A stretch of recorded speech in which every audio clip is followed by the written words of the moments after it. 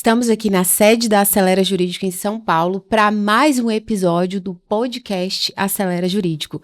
E hoje eu tô aqui com vários convidados muito especiais. Sabe o que é engraçado? A gente fala muito sobre gestão, fala muito sobre o que efetivamente a gestão traz de benefícios para a nossa advocacia, mas a gente nunca fala sobre as dores que esse caminho causa. E o que nos faz buscar esse caminho? Porque eu acho que a gestão ainda é muito subjetiva na vida dos advogados. E com esses episódios aqui, a gente vai trazer a vida real da advocacia. A gente vai mostrar pessoas que saíram do zero, cada uma com a sua dificuldade, cada uma com seu ponto de vista, com seu próprio caminho, sua própria realidade, para que isso se torne cada vez mais palpável para a advocacia no geral. Gestão é para todos, não é mera organização. A gente sempre fala aqui que é base para crescimento. Então hoje eu vou começar aqui entrevistando Paloma Pires, que é a nossa líder da Acelera Jurídico do Rio de Janeiro, representando aqui muito bem os cariocas. E aí, Paloma, seja muito bem-vinda, estou muito feliz de te receber aqui. Eu que agradeço, Val, o convite, a oportunidade de estar sendo líder, que está sendo uma oportunidade única, uma oportunidade de crescimento, de mudança de paradigmas, de visão, de acreditar que é possível e que através da gestão a gente pode mudar a nossa história, a história da nossa família e escalar mesmo. E é exatamente sobre isso que eu quero falar. A Paloma antes de tudo isso. Pra gente não ficar falando só das flores, né? A gente vai falar dos espinhos também. Quem Sim. é a Paloma? Onde é que a Paloma nasceu? Quem são os pais da Paloma? Conta um pouco dessa história pra gente. Então, eu nasci no Rio de Janeiro e a minha mãe, ela nunca foi casada com meu pai, assim, depois que eu tava maior eles se casaram, mas a minha mãe, ela decidiu ser mãe e, assim, o meu pai era o grande amor da vida dela, ela falou, eu vou ter uma maternidade solo, e foi solo mesmo, durante muito tempo. Era uma mulher que trabalhava em casa de família, que, assim, teve ajuda de pessoas muito especiais com as quais ela trabalhava, mas foi uma mulher que acreditou que era o sonho de ser mãe e acreditou nessa filha, e ela sempre me falava assim, desde muito pequena. Eu me lembro dela, às vezes, estar trabalhando em casa de família e, às vezes, estar lavando o banheiro e falava assim, olha, esse trabalho que eu tô fazendo aqui é muito digno, mas eu quero que eu tô passando por isso para que você não tenha que passar. E ela sempre falava para mim, estuda, que é a oportunidade que você tem de mudar de vida, tanto que mesmo diante de toda a dificuldade dela, eu nunca estudei numa escola pública. E ela sempre me ensinou que a educação seria o caminho. E eu acho que essa é a minha história, né? De uma menina que cresceu, veio de uma origem pobre, mas que teve uma mãe visionária, que viu que a educação que seria o caminho e que ela nunca disse que eu não poderia fazer, que eu não seria capaz, sabe? Às vezes até eu falo assim, qualquer coisa que eu falava pra minha mãe, ela falou assim, não, você pode tudo. Às vezes eu falava assim, nossa, ela é até um pouco, digamos assim, sem noção. Mas eu acho que ela me ensinou a desbravar o mundo, né? E foi através dessa visão, dessa mulher forte, que mesmo diante de todas as suas limitações, me fez acreditar que eu podia ser grande, que eu podia ser quem eu quisesse e o que eu quisesse. Nossa, eu imagino o orgulho dela hoje te vendo aí advogando, né? Sim. E de onde é que surgiu o direito? Então, quando eu era criança, eu falava que eu ia ser passista da Mangueira e Globeleza. Olha, nem sambar eu sei, eu carioca que não samba. Mas, engraçado que desde criança eu sempre era representante de turma. Se tinha alguém que era injustiçado, eu ia lá e falava. E eu nunca fui tímida e eu sempre tomava a frente das coisas. E até um tio meu, que eu chamo de tio, mas era uma das pessoas que minha mãe trabalhava na casa deles e que acho que também são muito importantes na minha vida, que eu falo que é o tio Wilson, tio Chico. E aí ele falava assim, nossa, Paloma, quando crescer vai ser advogada. E eu jamais imaginava, assim, eu brincava de ser repórter, sempre tive facilidade, né, em falar com pessoas e tudo.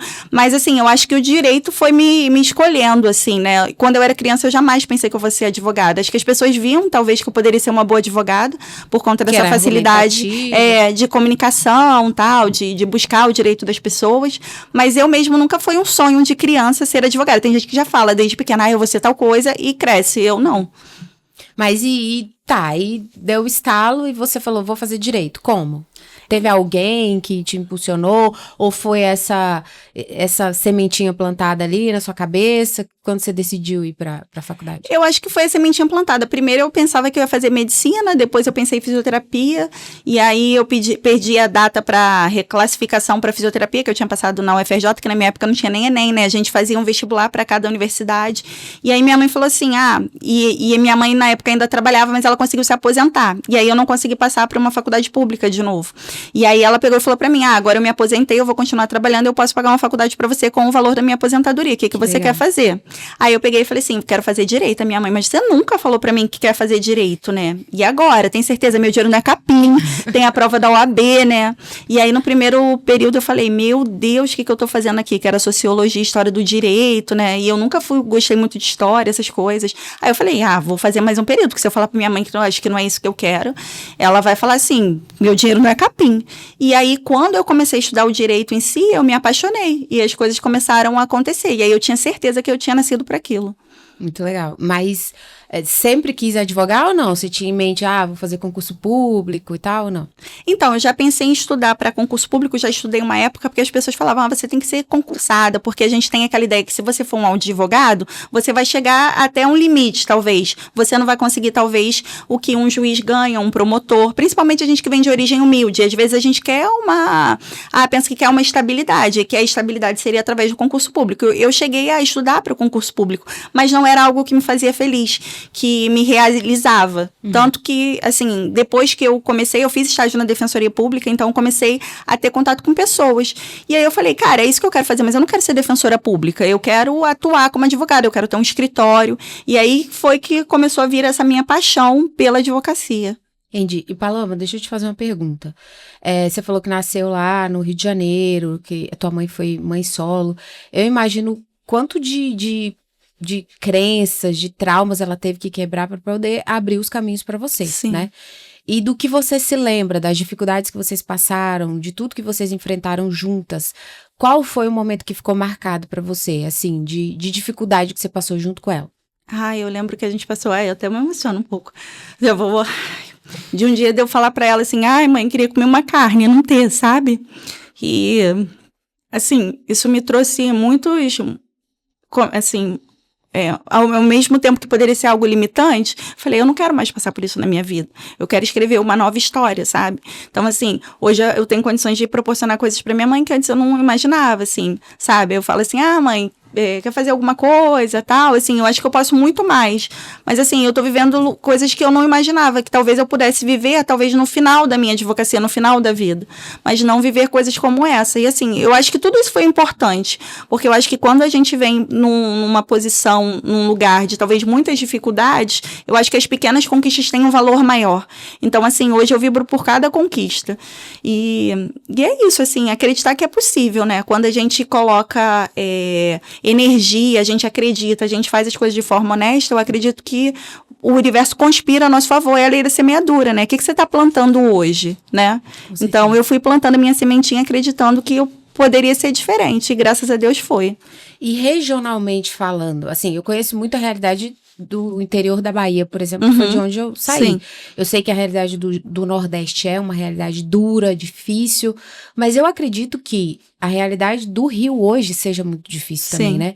Por tudo que aquela região vem passando, por todas as dificuldades, por toda a realidade das favelas e tudo mais.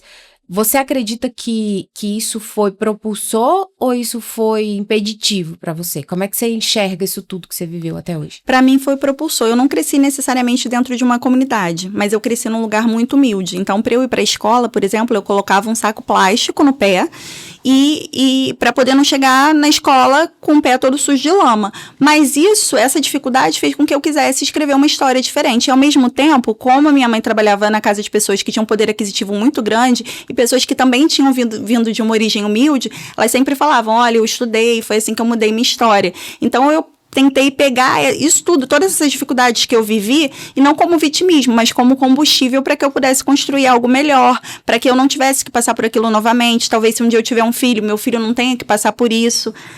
De pegar aquele limão e transformar numa limonada, não falar, esse limão tá azedo, sabe? Eu tento ver tudo por uma perspectiva positiva, embora a gente seja humano e nem sempre consiga. Sim. Mas eu acho que a visão como a gente olha as nossas dificuldades, pode dizer, vou ficar aqui, que vida ruim que eu tenho, ou não, eu eu quero usar isso aqui para eu poder melhorar e um dia eu tá rindo, assim, desses perrengues que eu passei hoje, né? Muito bom, e a gente acha que não, mas sem dúvida nenhuma a sua história, ela é inspiradora. E vai inspirar muitos outros que estão buscando, advogados mesmo, Sim. que estejam começando, né, que estejam buscando aí essa melhoria através da nossa profissão. Ali nos bastidores a gente conversava sobre isso, né, sobre valorizar a nossa profissão, a gente acreditar que a gente vai conseguir ser bem-sucedido através dela. E aí entra você vindo para a advocacia, você lutando, buscando, acreditando. E aí, como era a Paloma quando começou a advogar? Qual foi a maior insegurança que você teve no início? Qual a maior dificuldade que você enfrentou para você falar assim, cara, eu preciso romper isso aqui, porque senão eu não consigo os resultados que eu quero na advocacia? Então, eu fiz estágio na defensoria, quando acabou o período de 2 anos, eu estava mais ou menos no 9º período pro 10º, eu fui trabalhar num escritório. E esse dono do escritório, ele era uma pessoa extremamente desrespeitosa com os funcionários, grosseiro, assim, arrogante, né? Então, assim, não tinha aquela coisa de você trabalhar num ambiente saudável, muito pelo contrário, você vivia com uma faca no pescoço o tempo todo. E aí eu comecei a ver, cara, eu não quero trabalhar pra ninguém, eu não quero passar por essas coisas que eu tô passando aqui. Hoje eu preciso estar aqui porque eu preciso ter uma receita para poder custear. Minha mãe pagava a minha faculdade, mas ela não tinha condições de me custear na faculdade, né? Então, eu olhei aquela situação e eu falei, cara, eu não quero trabalhar pra ninguém. Nem que eu tenha que passar perrengue aqui agora, eu vou passar, mas eu não quero ter que ficar num escritório passando por esse tipo de coisa. Pode ser que eu entre num outro local que seja saudável, mas eu vou estar sempre limitado, eu vou estar sempre trabalhando para alguém. O que eu vou construir para mim, né? E eu sempre quis ser dona do meu próprio negócio. Eu sempre tive um pouco de veia vendedora, né? Eu com 10 anos, eu vendia Natura, Avon pra família toda. Eu brinco que eu só não vendi meu corpo, o restante eu vendi tudo, né?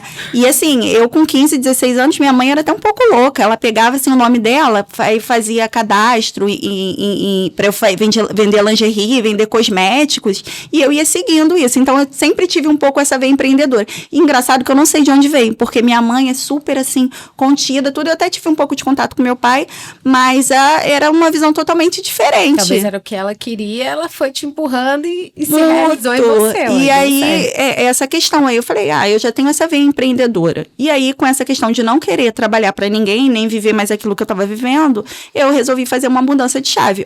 Óbvio que eu tive, assim, pessoas que puderam me ajudar. Na época, meu esposo era meu noivo, minha mãe também me ajudou financeiramente, porque no começo da advocacia, se eu perdesse 5 centavos, eu não voltava para casa. Porque quando a gente começa, às vezes a gente tem medo de cobrar honorários, tudo, vai muito no êxito. Então, assim, eu tive essa ajuda. Mas essa experiência que eu tive ruim lá no final da faculdade, nesse estágio, foi ótima para que eu pudesse ter essa mudança de visão, né? A dificuldade que vai te forjando. Exatamente. E talvez se isso não tivesse acontecido, você não teria empreendido tão rápido. Sim. Né?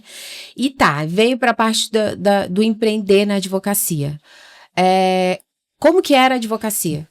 Porque normalmente a advocacia no início é um sonho, né? Sim. Você começa a advogar, você acredita que é ali que você vai se posicionar, é ali que as coisas vão acontecer, mas a gente sabe que existe o deserto, né?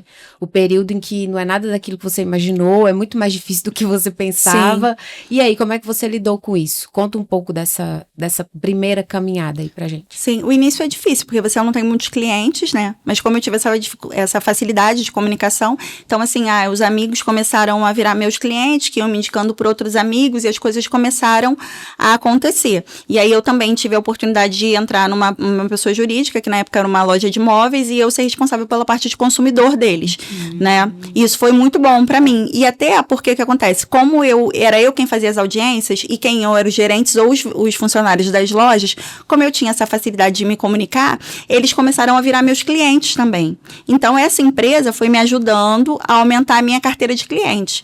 E aí, na época, também, meu marido também já era advogado, tudo, mas aí não estava muito feliz com a advocacia, estava trabalhando em outra área. E aí as coisas começaram a acontecer, o escritório começou a crescer um pouco, eu falei, sai desse lugar que você tá, que ele não estava muito satisfeito, mas ficava com aquele receio, acabou que ele saiu dessa empresa, e aí a gente começou a trabalhar junto. E foi rápido isso? Em quanto tempo, mais ou menos? Uns 4 anos, mais ou menos, que a gente contando assim, parece que as coisas aconteceram de forma muito rápida, mas não aconteceu. Escritório físico tem ou não tem ainda? Então, eu tive um escritório físico antes da pandemia, abri em 2018, aí éramos 4 advogados.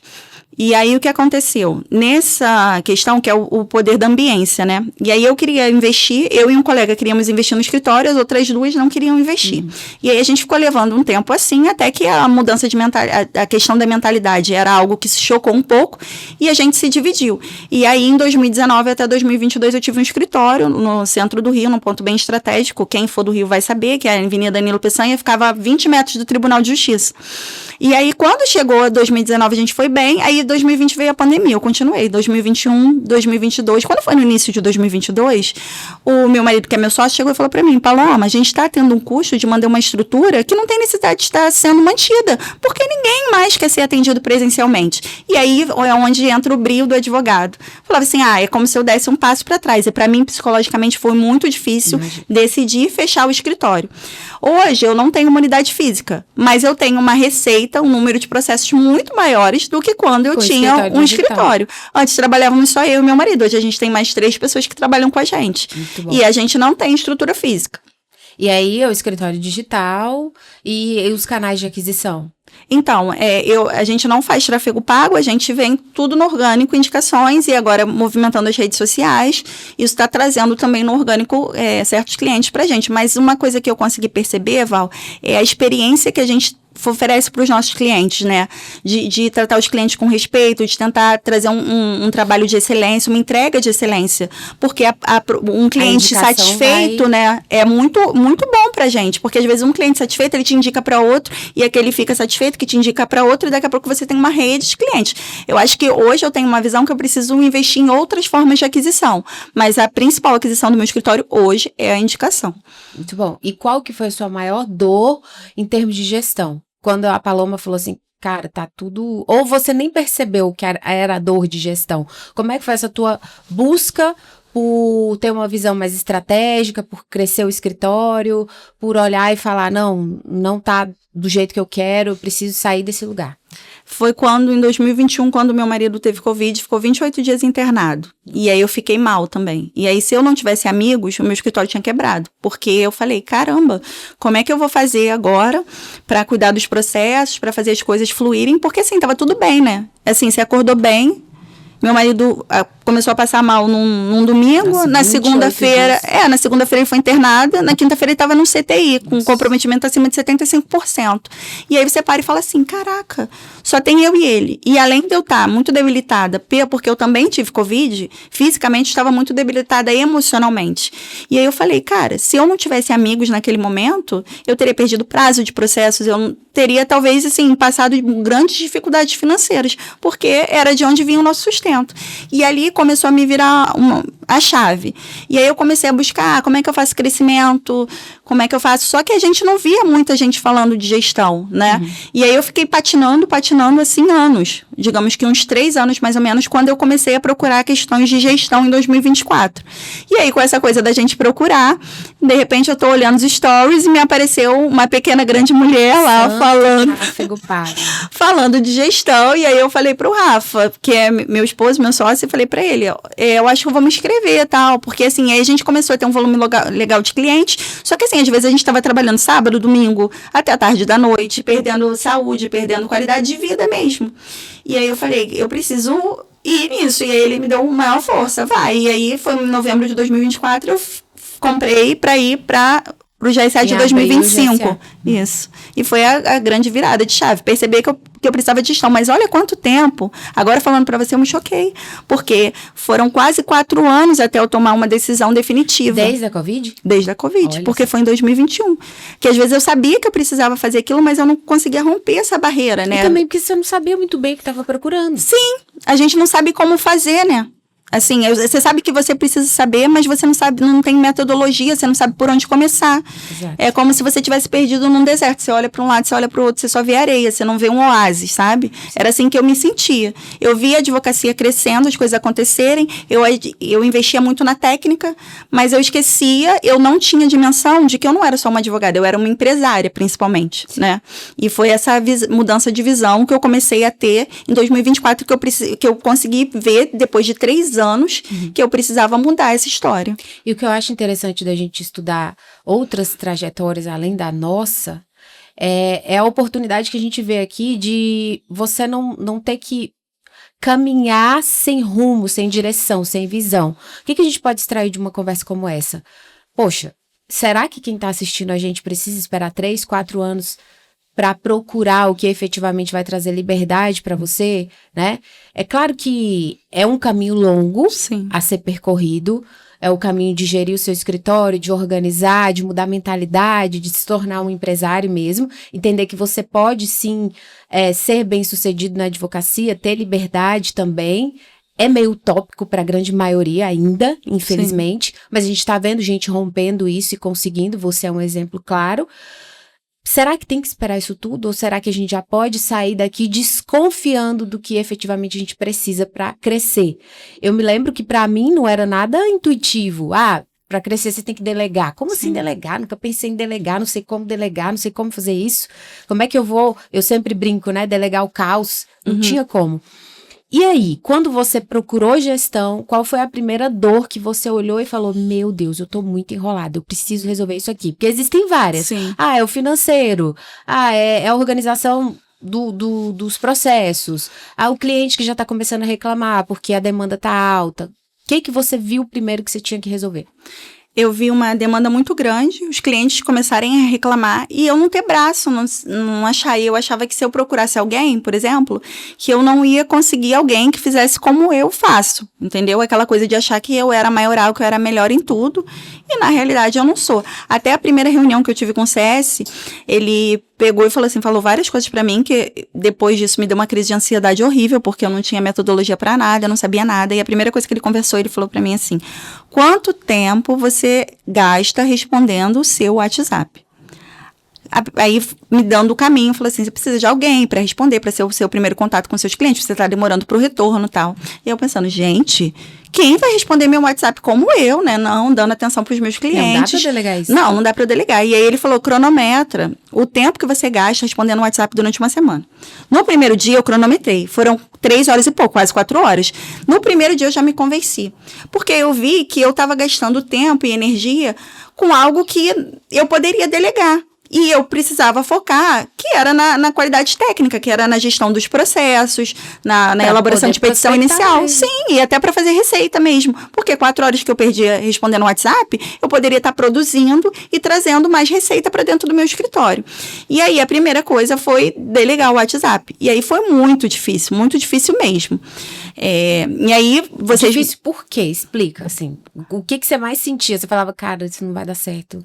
Não, a pessoa não vai conseguir, eu vou ter que ficar em cima. Primeiro porque eu não tinha gestão de nada. O cliente ia perguntar sobre o processo, estava tudo aqui, ó, na minha cabeça. Então, como é que a pessoa ia consultar, fazer o quê? Sim. Onde ela ia? E aí eu tive que contratar um software jurídico, aí veio o ADV Box, que assim, foi uma aquisição muito importante para o meu escritório em todos os sentidos. E tanto que quando a pessoa começou, no início ela tinha que perguntar muito. E aí eu falava assim, cara, eu troquei 6 por meia dúzia, né? Mas a culpa não era da pessoa, era minha, porque eu não tinha gestão nenhuma. E a partir do momento que a gente começou a implementar a gestão, foi ótimo. E aí, logo em seguida, assim, depois de uns 2 meses, as coisas já começaram a caminhar. A pessoa também vai se sentindo mais segura, você já conseguiu treinar, criou procedimentos. E aí eu fui fazer audiência com uma cliente que já era minha cliente há muito tempo. E aí eu falei assim, posso pedir a ela um feedback e acredito que ela vai me dar um feedback real. E eu falei assim, o que você tá achando da pessoa que tá respondendo no WhatsApp? Nossa, melhorou muito. Porque você demorava 3 dias para me responder, tal, e às vezes era uma coisa, porque um retorno que eu precisava urgente, algo que eu precisava, e parecia que você não estava dando muita importância. Eu falei, caramba, olha a mudança de visão que eu passei para o meu cliente. Ela falou assim, hoje em dia eu vejo até a sua advocacia como algo mais formal, mais sério, né? Me passa mais credibilidade. E eu achando que eu não podia delegar meu WhatsApp. Então foi o primeiro feedback que eu tive muito positivo, assim. E aí o meu medo dela falou assim, nossa, é péssima, essa menina é ruim e tal. E aí o feedback que eu tive foi muito bom. E eu percebia que às vezes eu acabava perdendo o cliente, porque eu demorava tanto para responder, que quando eu ia, a pessoa às vezes não me dava mais um retorno, então falava, doutora, como você demorou muito para me responder, era uma coisa urgente, eu já vi com outra pessoa. E aí a primeira grande mudança foi disso. E aí, quando você tem essa mudança de visão, de paradigma, você vê assim, se eu conseguir delegar uma coisa tão pequena, já teve essa mudança tão grande, imagina se eu começar a estruturar e delegar algumas coisas que não necessariamente eu preciso estar ali na linha de frente. Quanto que eu vou poder escalar, o quanto que a experiência do meu cliente vai ser diferenciada, né? Muito bom. Então, essa mudança de visão é difícil, mas foi o ótimo. WhatsApp foi uma fase extremamente difícil para Foi, você. muito. E detalhe, a gente acha que é muito pouco, mas não é. Isso é uma das maiores dores da advocacia hoje. A grande maioria dos advogados ainda ficam presos no WhatsApp respondendo. Sim. E não é só isso. Começam a ficar estressados, burnoutados e entre várias outras coisas que a gente sabe que tá tomando conta da advocacia, né? Então, é muito legal esse teu exemplo, porque impulsiona as pessoas a entenderem que sim, é possível delegar, sim, o cliente vai ter uma outra visão do seu trabalho e expande a nossa mente pra gente entender que pra gente ter uma empresa, pra gente crescer, a gente não consegue construir sozinho. Sim. Você falou que desde o início, praticamente, teu esposo estava junto contigo, né? Hoje, então, são vocês 2 e mais 3 pessoas. Sim. E essas pessoas trabalham home office. Sim, trabalham em home office. E você consegue gerir com home office? Teve dificuldade nesse início? Como é que foi? Então, eu tive um pouco de dificuldade com a pessoa que respondia o WhatsApp, que é a nossa assistente jurídica, porque por essa questão de não ter gestão nenhuma. Só que a partir do momento que a gente começou a implementar um software jurídico, e aí a gente começou a colocar as informações ali, a gente delega as tarefas, a gente acompanha por ali. Então, sistematizou, né? Sim, então fica muito mais fácil, porque às vezes a pessoa fala, como eu vou delegar, de que forma? Mas se você tem uma gestão, você tem um acompanhamento, fica tudo mais fácil. Porque a gente trabalha com fatal fake de 2 dias antes. Então, se eu deleguei uma função e o fatal tá para estourar hoje, eu automaticamente já vou receber uma notificação. Então, óbvio que eu vou olhando ali, vejo se as tarefas estão sendo cumpridas, procuro olhar semanalmente se as tarefas estão sendo cumpridas dentro do prazo, mas eu também tenho a segurança que se essa pessoa não fizer, eu tenho um duplo cheque que eu vou ser avisada com uma margem de segurança para que eu possa resolver apagar aquele incêndio. Muito bom, muito bom. Agora tá, Paloma, quantos anos de advocacia? 12. 12 anos. Como era a Paloma antes, em termos de era sozinha, tinha equipe, não tinha equipe, quantos contratos fechava, como era a gestão em si da Paloma de hoje? Antes e depois de ter procurado gestão efetivamente, o que mudou? Materializa isso para a gente poder entender. Para que as pessoas que estejam assistindo, elas pensem assim, será que realmente isso tudo vale a pena? Ou o que eu tô vivendo aqui é o máximo que eu posso viver na advocacia? Mostra um pouco disso pra gente. Sim. Então, antes eu tinha que fechar contrato para pagar boleto, né? Então, eu falava assim, eu tenho quanto? Sei lá, tenho X de boleto para pagar esse mês, então eu tenho que fechar tantos contratos e tal. E aí eu não pensava numa coisa que faz muita diferença a gente pensar na receita a curto, médio e longo prazo. Por exemplo, eu atuo na área previdenciária. Então, se eu talvez pegar uma aposentadoria PCD, um auxílio acidente, são processos que têm um ticket mais alto. Mas provavelmente eles vão ser negados no administrativo e eu vou ter que judicializar. E vai demorar um tempo para que essa receita entre no caixa do meu escritório. Só que eu tenho funcionários para pagar, eu tenho software, eu tenho custos fixos, eu tenho que tirar participação de lucros, porque é através dali que vem o sustento da minha família. E aí você começa a ter essa mudança. Você sabe, eu fechei quantos contratos? Qual foi o meu faturamento? Né? Então, você começa a ter essa mudança de visão, coisas que você não imagina, porque às vezes, e você começa também a pensar no ticket médio, porque às vezes você pega um processo, esse processo aqui é muito bom, eu não vou cobrar nada para dar entrada, mas o processo vai durar 5, 6 anos. E aí, o tempo que isso foi demandando, quanto que você gastou? Então, às vezes, o que você achava que você ia ganhar muito daqui a 5, 6 anos, foi um processo que não te foi tão lucrativo, porque você não soube mensurar os seus honorários, né? Então, assim, é uma visão que eu não tinha. Eu pensava no hoje, mas eu não pensava no amanhã, no que eu precisava construir. Então, não tinha previsibilidade nenhuma. Entendi. E agora você está construindo. Hoje, vocês 5. Antes era só você? Era só eu. Aí depois que seu esposo começou a trabalhar contigo. Tá. Em relação a contratos? Então, aumentou muito o número de contratos, mas aumentou também a minha visão, que eu pude ver, porque antes quando você vai assim, quantos contratos você está fechando no mês? Você pensa muito em números. Aí eu quero fechar 100 contratos, 200 contratos. Você focou muito na qualidade. Na qualidade e também no ticket desses contratos, né? Assim, estou aproveitando, sou previdenciarista, a onda do salário maternidade? Estou. Mas são processos que têm um ticket baixo. E aí eu tenho que pensar também no longo prazo do meu escritório, né? Assim, a gente não sabe como é que vai ficar o salário maternidade daqui a 2 anos, por exemplo. Provavelmente então, a porta fecha. Sim. Então, eu não posso estar focada só nisso. Então, o que eu tenho que pensar? Estou pensando em questões como aposentadoria PCD, auxílio acidente, que daqui a pouco vão poder me dar uma receita maior, e também são benefícios que muitas pessoas não sabem que têm direito. Então, é uma inovação e uma forma também de fazer com que esses clientes divulguem isso, porque às vezes as pessoas ficam tão felizes em saber que elas têm direito a algo que elas não imaginavam antes, que isso também te gera uma certa visibilidade, porque aquela pessoa vai fazer uma propaganda de você. E era uma visão que eu não tinha antes, eu era muito imediatista. Eu não pensava nessa coisa de receita de médio, curto e longo prazo, isso faz toda a diferença, né? Porque é você ter um negócio estruturável, escalável. Porque qual que era a minha preocupação também em pensar em equipe? Eu vou ter outras pessoas que vão depender de mim. E a gente Será que eu vou dar conta? Sim, a gente tem que ter muita responsabilidade. Dá medo? Dá, mas vai com medo mesmo. Óbvio que com um pensamento de que assim, eu tenho que ir com medo, eu tenho que me estruturar, porque não sou só eu, a minha família depende disso e a família das pessoas que trabalham comigo também. Mas se a gente ficar esperando tá tudo perfeito, não estaria. Por exemplo, se eu tivesse esperado tá tudo perfeito, eu não teria entrado na Acelera e agora em 1 ano e 2 meses tantas coisas teriam acontecido na minha vida. A gente precisa dar o primeiro passo, né, Val? E aquilo também. A gente está pronta para pagar o preço. Porque não existe receita de bolo pronto. Não é igual um bolo que você compra a massa pronta, bateu, colocou no forno. Não. Você tem que ter uma metodologia e estar pronta para aplicar essa metodologia. Porque para você ter um negócio estruturável, você precisa se estruturar do básico, né? Eu não tinha procedimento nenhum, não tinha POP, não tinha metodologia. Eu sabia liderar, não. Aprender no meio do caminho. Não sabia nada, né? E qual foi a sensação de alcançar o primeiro 1 milhão de faturamento? Nossa, gente. Falei assim, e às vezes a gente vai fazendo um faturamento mensal e a gente não se dá conta, né? Quando eu vi que eu fechei 1 milhão de faturamento, aí eu me emocionei muito, porque eu falei assim, gente, aquela menininha que botava o saco plástico no pé para ir para a escola, filha de uma mãe solo, que trabalhava às vezes em 2, 3 casas no mesmo dia para que pudesse investir na minha educação, chegar a um faturamento de 1 milhão, era algo que antes era inimaginável. E hoje eu já estou falando assim, poderia até ter feito um pouco mais, se eu tivesse investido em tráfego, tivesse me estruturado mais, né? E isso foi tudo orgânico. Sim, tudo orgânico. E, assim, foi acreditar mesmo, ver a questão da semeadura, né, Val? Porque às vezes a gente também quer colher algo, mas qual o preço que a gente está pagando para colher aquilo que a gente quer? Né? A gente precisa dar o primeiro passo. E quando eu dei o primeiro passo, que eu fui ao GSA, para mim já foi o primeiro passo, né? Quando eu entrei na mentoria, foi um passo muito grande.